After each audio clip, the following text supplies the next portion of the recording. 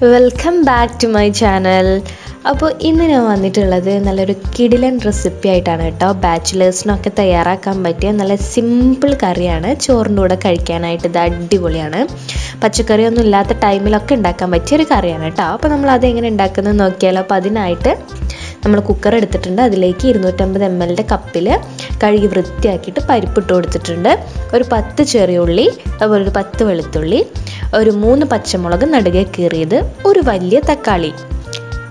എന്നിട്ട് അതിലേക്ക് ഒരു 1.5 കപ്പ് വെള്ളം കൂടി ഒഴിച്ച് നമുക്കതിലേക്ക് ഒരു 1/2 ടീസ്പൂൺ മഞ്ഞൾപ്പൊടി കൂടി ഇട്ട് നന്നായിട്ട് മിക്സ് ചെയ്ത് കൊടുക്കാം. ഇനി നമുക്ക് അതിലേക്ക് കുറച്ച് കറിവേപ്പിൻ്റെ ഇല കൂടി ചേർത്തിട്ട് നമുക്ക് കുക്കർ അടച്ചു വെച്ച് നമുക്ക് വിസിലിടാം. 3 വിസിലാണ് ഇടുന്നത്. ആ വിസിൽ പോയി കഴിഞ്ഞാൽ നമുക്ക് തുറന്ന് എടുക്കാം കേട്ടോ. അപ്പോൾ ഇതാ ഇങ്ങനെയാണ് കുക്കർ തുറന്നപ്പോൾ ഉള്ളത്. ഇനി അത് നന്നായിട്ട് ഇളക്കി മിക്സ് ആക്കാം നമുക്ക്.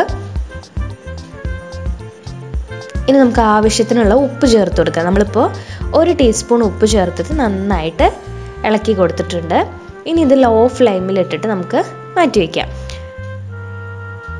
ഇനി നമുക്ക് അടുത്ത് ചെയ്യേണ്ടത് താളിച്ചൊഴിക്കാനായിട്ട് നമ്മളൊരു ചട്ടി എടുത്തിട്ടുണ്ട്.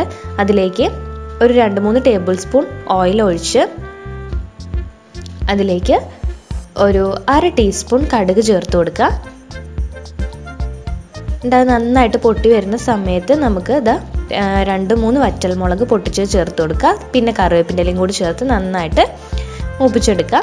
ഇനി അത് നമുക്ക് നേരെ ഈ പരിപ്പ് കറിയിലേക്ക് നമുക്ക് ഒഴിക്കാം കേട്ടോ.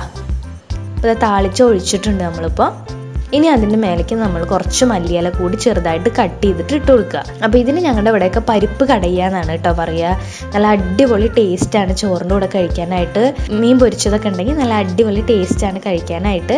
അപ്പോൾ എല്ലാവരും ഒന്ന് ട്രൈ ചെയ്ത് നോക്കുക. വീഡിയോ ഇഷ്ടമായാൽ തീർച്ചയായും ലൈക്ക് ചെയ്യുക, ഷെയർ ചെയ്യുക, സബ്സ്ക്രൈബ് ചെയ്യാൻ മറക്കരുത് കേട്ടോ.